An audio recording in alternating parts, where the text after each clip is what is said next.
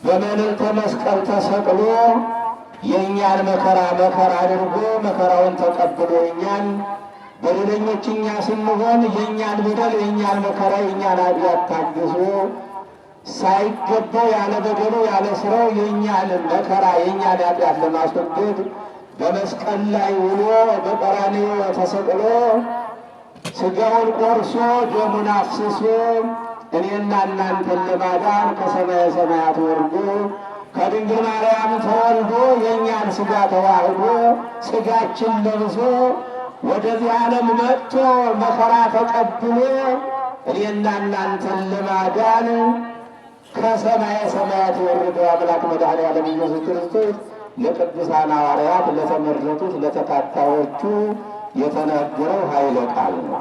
ምን አላቸው? ኃይል ሳታገኙ ኃይል እስክታገኙ ድረስ ከኢየሩሳሌም አትውጡ።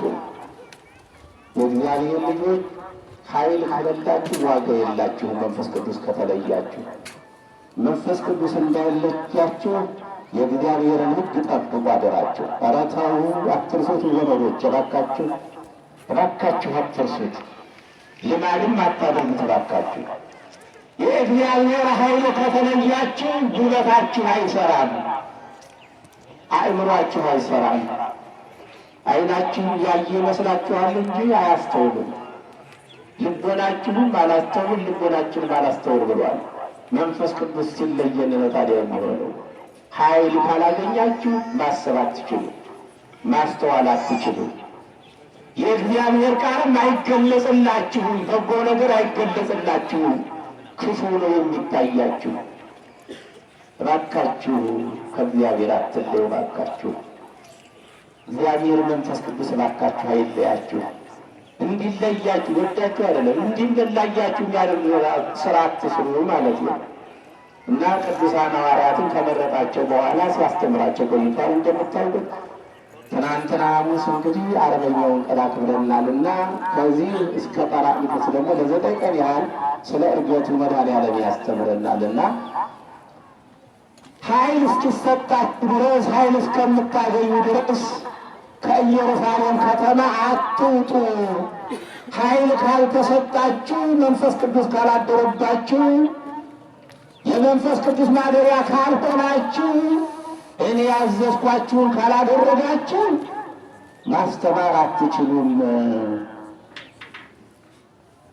ለምጻሞችን ማንጻት አትችሉም። ሙታንን ማንሳትም አትችሉም። ስልጣናችሁ ፍሬ አያፈራም። ዓለምን ማስተማር አትችሉም። አልጫውን ዓለም ማጣፈጥ አትችሉም። ሰምተዋችሁ አያደርጉላችሁም። አይፈሯችሁም፣ አያዳምጧችሁም። የኔ ልጆች አይሆኑላችሁም። ኃይል ልታገኙ ይገባችኋል። ኃይል ካላገኛችሁ በቀር ዝም ብላችሁ ብትሄዱ አትግባቡም። ዛሬ መግባባት አላቃተንም ዘመዶች። አሁን እኮ አንድ ቋንቋ እየተነጋገርን መግባባት አቃተን ነው እንዴ? አንድ እምነት ኖሮ መግባባት አቃተን ነው። እስቲ ልብ በሉና አስተውሉ እስቲ።